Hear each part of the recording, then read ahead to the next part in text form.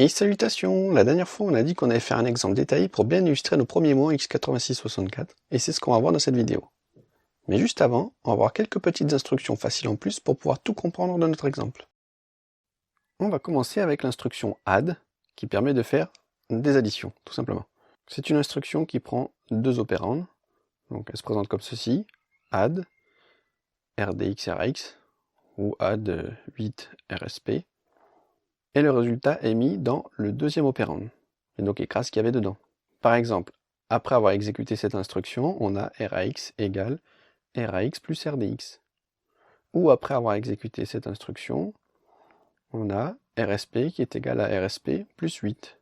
Ensuite, on a l'instruction sub, qui est comme l'instruction add, sauf qu'elle fait une soustraction. Et elle va mettre opérande 2 moins opérande 1 dans l'opérande 2. Donc on se retrouve donc avec rax est égal à rax moins rdx, ou dans le deuxième exemple, rsp est égal à rsp moins 8. Pour ces deux instructions, on a des limitations. Les deux opérandes ne peuvent pas être une adresse mémoire. Évidemment, le deuxième ne peut pas être un immediate. Ensuite, lorsqu'on va vouloir appeler une fonction, on va utiliser l'instruction call. Donc on va faire call et l'adresse en mémoire du début de notre fonction. Donc ici on a trois exemples. Soit on donne directement l'adresse, soit on va donner un décalage par rapport à l'adresse dans un registre, ou déréférencer l'adresse dans un registre. Ce que cela va faire, c'est pousser la valeur de RIP sur le stack pour savoir où revenir, et ensuite sauter à l'adresse qui correspond à la fonction. Et enfin, vous vous souvenez peut-être lors de la dernière vidéo, quand on a parlé des stack frames, on a vu les instructions move et pop, donc move rbp rsp pop rbp, ce qui nous permettait de repasser au stack frame précédent. Ne vous inquiétez pas, on va le revoir. Et bien en fait, il existe une instruction qui permet de faire tout ça. Et cette instruction, c'est leave. Donc, au lieu d'utiliser deux instructions et deux registres, on peut juste faire leave. Et maintenant, c'est parti pour notre exemple détaillé. Voici à quoi ressemble le code de ce qu'on va analyser pas à pas. Nous avons une fonction nommée fonction2 qui ne prend aucun argument, déclare un integer sur le stack, lui attribue la valeur 3 et l'envoie au retour.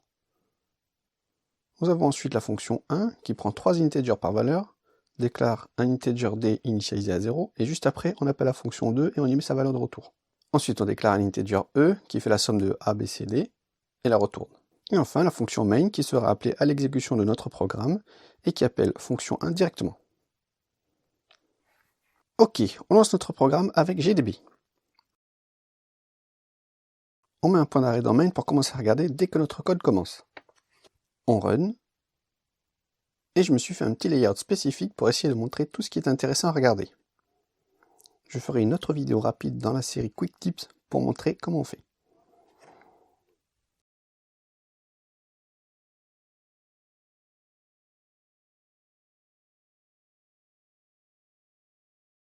Donc ce qu'on va regarder pas à pas, c'est en haut le contenu des registres, à gauche le code assembleur en train d'être exécuté, et à droite la ligne de code source correspondant aux instructions. Pour illustrer le stack, j'ajouterai un petit schéma à la main ici. N'oubliez pas qu'ici on regarde un exécutable non optimisé par GCC. On se garde ça pour plus tard. Ah, et un dernier point avant de commencer. Je vais y aller lentement, mais il y a beaucoup de choses à voir et à assimiler. Donc n'hésitez pas à re-regarder cette vidéo 200 ou 300 000 fois. Allez, c'est parti. Avec Ellie, on passe l'instruction move 3 edx. Allez bim, d'entrée de jeu vous vous posez plein de questions, et on va y répondre. Premièrement, oui, on est déjà après les instructions push rbp, move rsp rbp. Ça veut dire qu'on a déjà posé le stack frame de notre fonction main. Pourquoi? Parce que je n'ai pas mis mon breakpoint sur l'adresse exacte de main, mais à l'entrée de la fonction main. GDB a lu les informations de debug, on fera peut-être une vidéo sur le dwarf, et on a déduit que c'était cette adresse qui correspond à la ligne 15 du code source que vous voyez sur la droite. Deuxième question. Si on est en 64 bits, pourquoi on utilise le registre EDX et pas RDX? Eh bien parce que lorsqu'on utilise move sur un registre 32 bits, la partie supérieure est automatiquement remplie avec des zéros. Et en code machine, c'est plus court d'utiliser le registre 32 bits que le 64 bits. En tout cas pour le cas de move minimum. En termes de performance, c'est kiff kiff. Donc comme le compilateur est malin, il utilise ici EDX, ce qui est largement suffisant pour stocker 3. Troisième question. On est en train d'appeler fonction 1. Pourquoi on remplit des registres au lieu de mettre les valeurs sur le stack? Donc pour ça, On verra pourquoi dans la prochaine vidéo où on détaillera un peu plus ce qu'on appelle les prologues et épilogues de fonctions.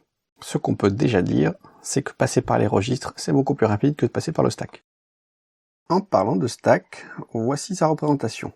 Si on regarde dans les registres, on voit que RBP vaut 0,7FFF, FFFF, DE50, et RSP, pareil. Donc, notre stack frame est tout plat. Allez, on reprend le fil de notre process. On met 2 dans ESI, puis 1 dans EDI. Si vous avez été attentif, vous avez vu que nos registres RDI, RSI et RDX contiennent bien 1, 2 et 3. Maintenant, on s'apprête à vraiment appeler fonction 1 avec l'instruction call. Regardez donc l'adresse juste après l'instruction call. On est à 5555, 5555, 519C. Je fais SI pour plonger dans le call, et que voit-on? À gauche, vous voyez qu'on a sauté à l'adresse 5555, 5555, 513D. On est sur l'instruction NBR64 qu'on va considérer comme un op pour l'instant. À droite, vous voyez que ça correspond bien au tout début de notre fonction 1, super. Par contre, avez-vous remarqué que RSP avait changé de valeur? Il vaut maintenant 7FFF, FFFF, DE48.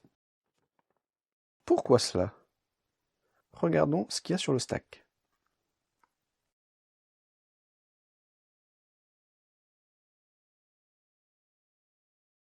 Oups, en hexa ça sera mieux. Oh, magie! C'est l'adresse de l'instruction juste après notre call. Donc elle a bien été mise sur le stack. Ensuite, je continue. Là, on fait un push RBP. On voit que RSP a encore changé. Si on regarde ce qu'il y a sur le stack, on voit que c'est bien la valeur de RBP qui a été poussée. On continue avec move RSP RBP. Cette fois-ci, on voit que RBP a bougé et il a bien la même valeur que RSP.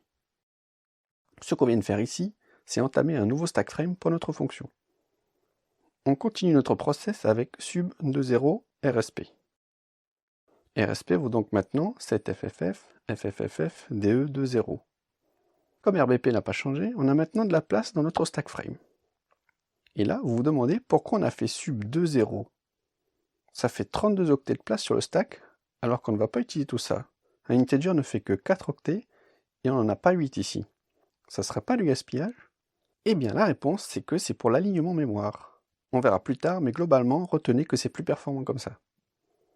Maintenant, si on regarde ce qu'il y a sur notre stack, on voit un peu n'importe quoi. C'est normal.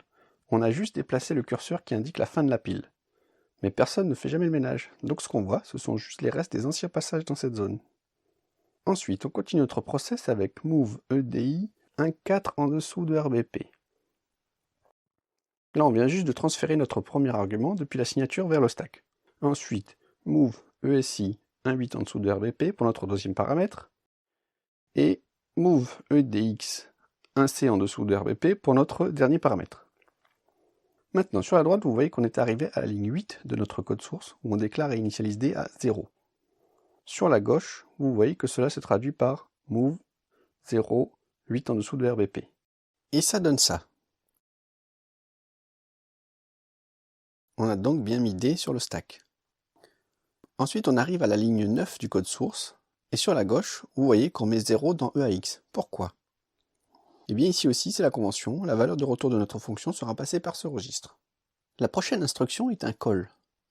Ici, comme pour l'appel précédent, on passe à call directement l'adresse où sauter. L'adresse de l'instruction juste après le call est 5555, 5555, 5163. Donc comme vous avez déjà compris le principe, vous savez qu'on va retrouver cette adresse sur le stack. Voyons voir, si je fais SI pour sauter dans la fonction, encore une fois notre NBR64 qui aime bien utiliser, mais on est bien l'adresse de fonction 2. Regardons le stack. En hexa, ça serait mieux. On a bien 5555, 5163. Ici, je n'ai affiché que 32 bits, mais vous me faites confiance. Ensuite, on arrive sur le classique push RBP, qui nous met RBP dans RSP, vous commencez à connaître. Ouais, 64 bits si jamais. Ensuite, move RSP RBP, là aussi vous commencez à connaître. Donc on enchaîne avec move 3 à 4 en dessous de RBP. Hey, mais qu'est-ce que c'est que ce bordel? On n'a pas fait le sub quelque chose RSP pour avoir de la place sur notre stack frame? Et là, on vient taper en dessous de RBP? Est-ce un bug? Est-ce que ça va cracher? Eh ben non, on vient de taper dans la zone rouge, ou red zone. C'est parfaitement légal parce que fonction 2 n'appelle aucune autre fonction. C'est ce qu'on appelle une leaf function. Je traduirais bien ça par fonction feuille, mais je n'ai jamais vu ce terme en français, donc je vais rester sur leaf function.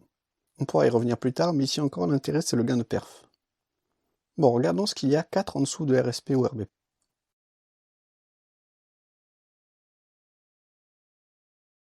Oups, plutôt comme ceci.